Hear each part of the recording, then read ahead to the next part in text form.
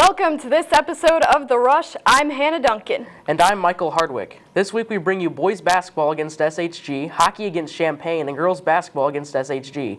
We also have wrestling at the Carbondale Invite, boys swimming in Jacksonville, and the Player of the Week. Let's tip off the show.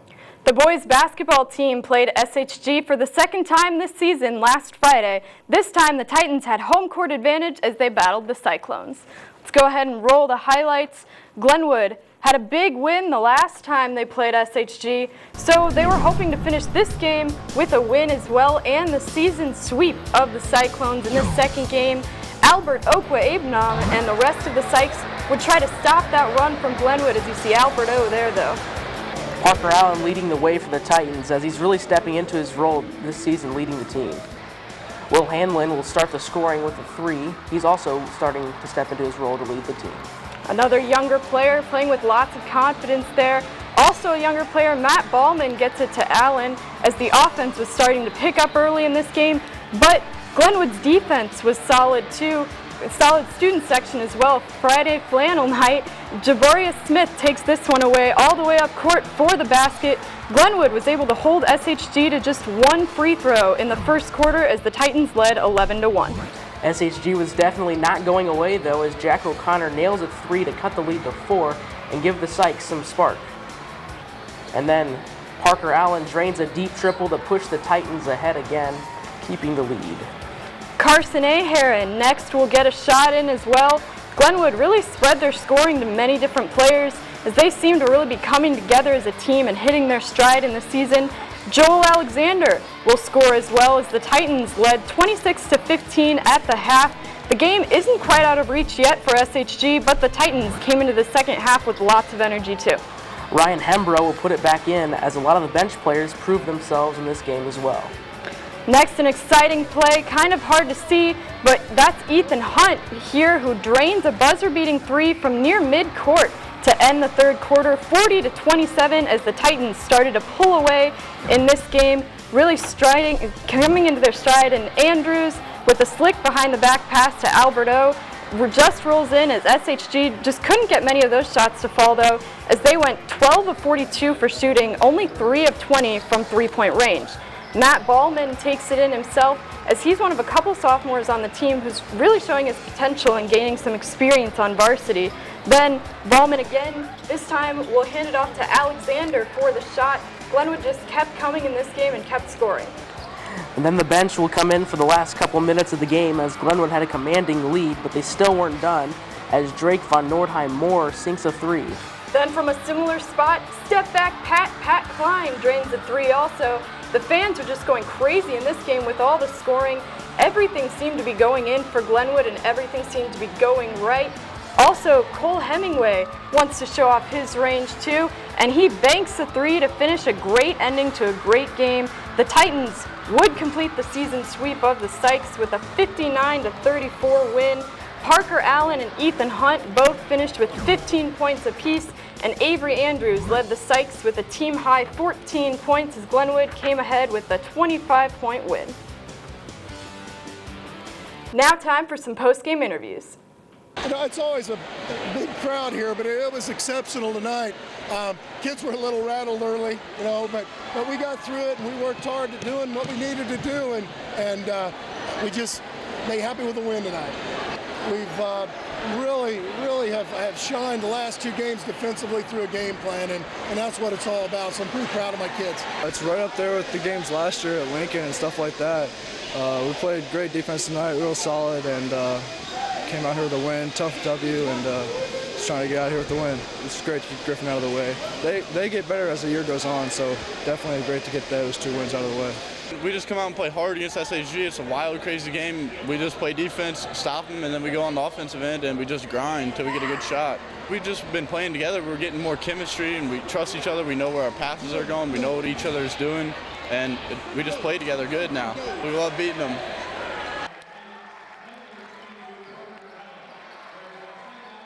The Titans will bring some increasing confidence into a CS8 tournament this weekend with their first game tonight at Lincoln at 7:30. Then they head back home to play Jacksonville tomorrow at 7:30 also.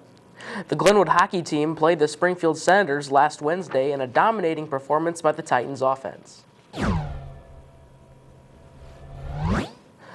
The Titans took a strong scoring performance on in Friday's game against the Champaign Chiefs. Brandon Hay scored 2 goals in the game against Springfield.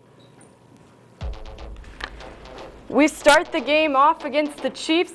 As the Chiefs are down by 1, Daniel Johnson will get a breakaway, and he gets the wrist shot to even up the game for the Chiefs at 1. The first period was really back and forth between both teams in this game.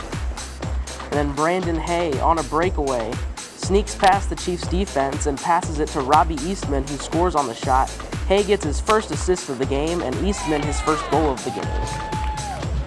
Later on, we'll see Jake Vance, senior for Glenwood, passing the puck to Hay, who will dodge and weave around the Chiefs, and he'll shoot the screen shot, but just misses as the goalie will block the shot.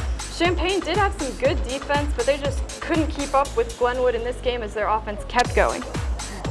Vance gets the puck and moves on the defender to score and give the Titans a 4-2 lead in the second period. A good scoring performance by Glenwood so far through the first 2 periods. Vance is able to go back-to-back as he skates around the defense and gets the snapshot for his second goal of the game, with the Titans up 5-2. Titans have a commanding lead in this one, and they'll try to add on to their lead too. Further on in the game, Eastman will come up to the netting and shoot for his second of the night. The Titans would lead 6-2 now, as they've really shown a lot of power in their recent games.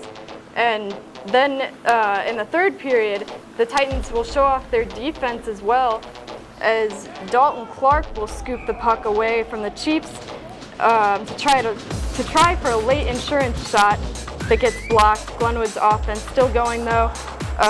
He scoops the puck away there. As you see, Titans didn't need this shot though, taking it away and down the rink. But the Titans didn't need that shot, but they would end up with a final score of 6-2 with 2 goals from Eastman and 3 assists, and Jake Vance came out with 2 goals as well. This highlight was brought to you by Friendly Chevrolet's Jay Gaydosh in Springfield.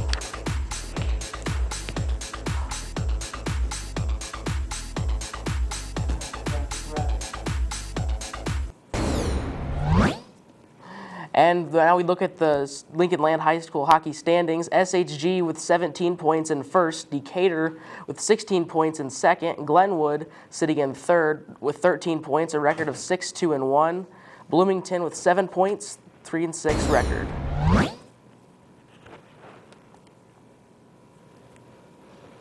The team is back on the ice this Wednesday against SHG at 7 p.m.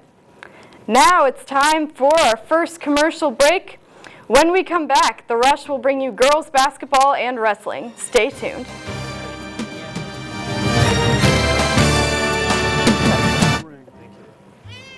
So yeah, when like the Never having kids.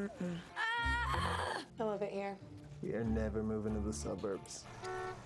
We are never getting one of those.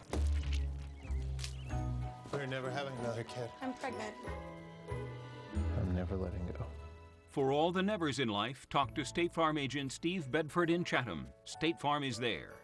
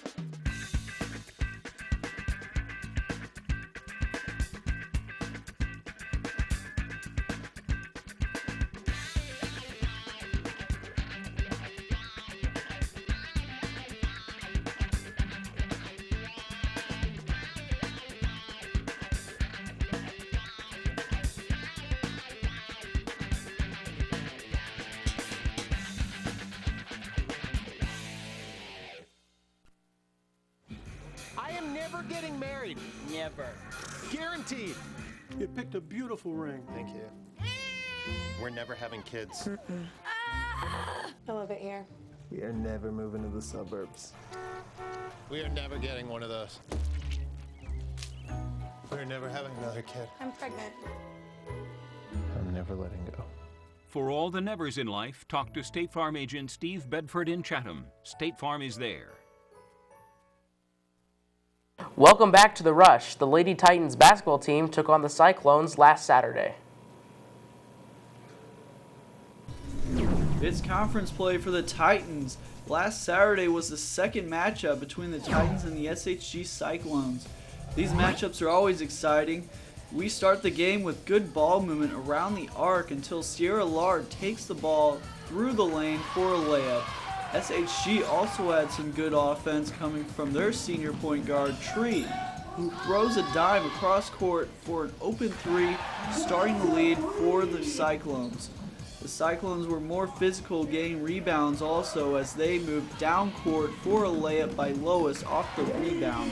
The Titans' offense was kept in check though in the first quarter by Abby Deverman, who lands the bomb from down court. Into the second quarter, the Titan offense is still looking good as Bray gets the ball and takes it in for a jumper in the paint. But SHG's own offense would answer with their own layup in there, attacking the paint too.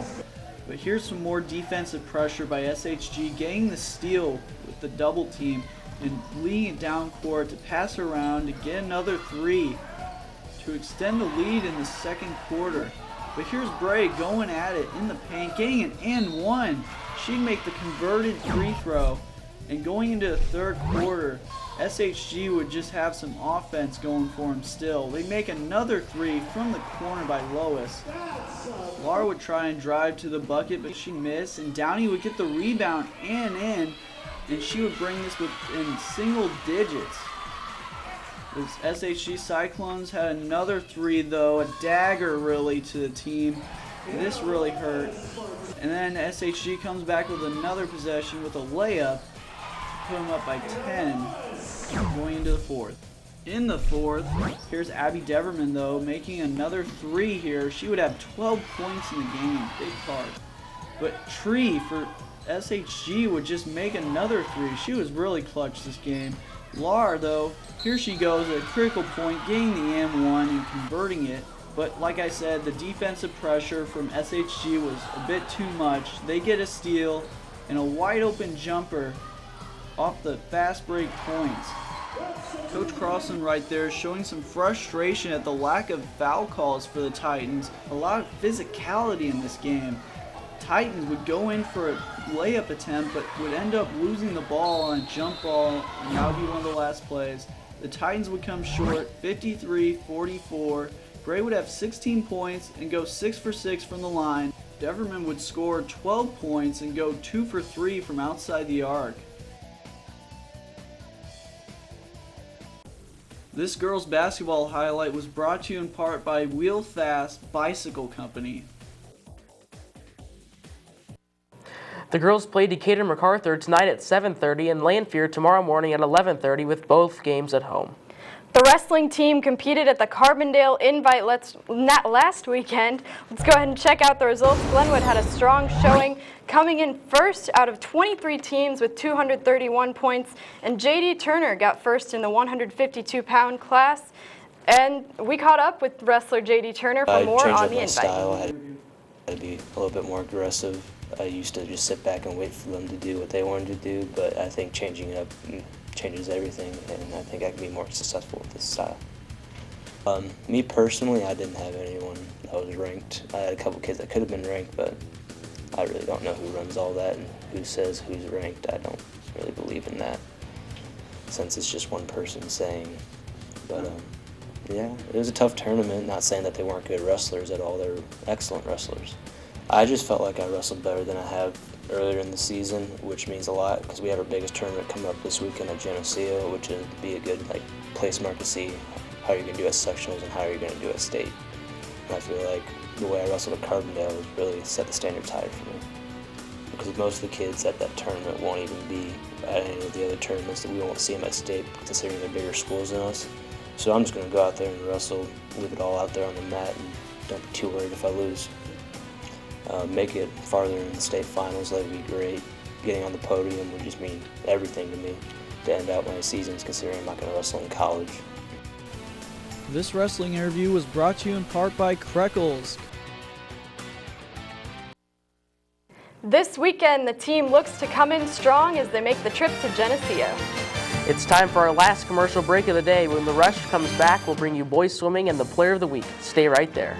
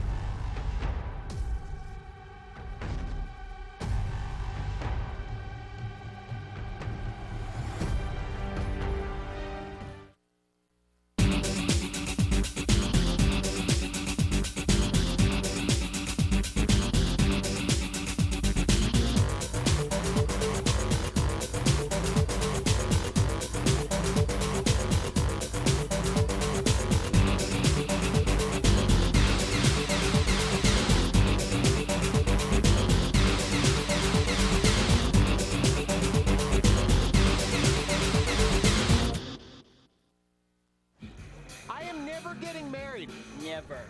Guaranteed. You picked a beautiful ring. Thank you.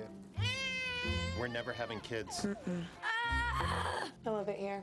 We are never moving to the suburbs. We are never getting one of those. We're never having another kid. I'm pregnant. I'm never letting go. For all the nevers in life, talk to State Farm agent Steve Bedford in Chatham. State Farm is there. Welcome back. The boys swim team raced to Illinois College in Jacksonville on Tuesday night.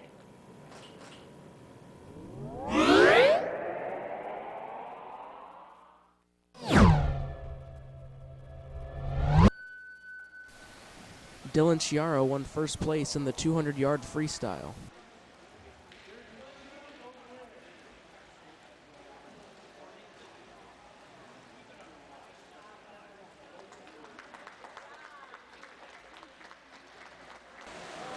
Dylan Chiaro also won first place in the 100-yard butterfly.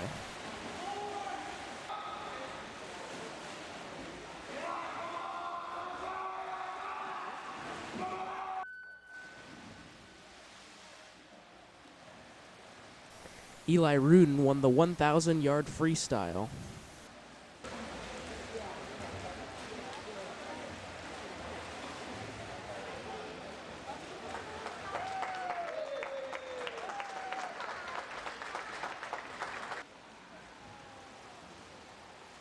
Glenwood also won first in the 400-yard freestyle relay.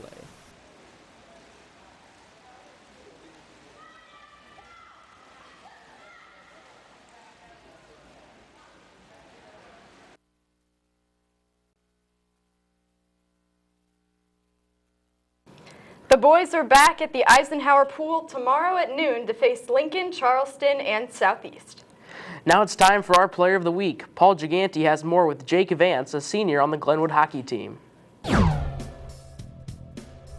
Okay, it is time to announce our latest Player of the Week. This week's player is a hockey player like last week's player, but only this Player of the Week is a senior and the captain of the Glenwood hockey team. Here he is, Jake Vance. Hello. Hey, Jake.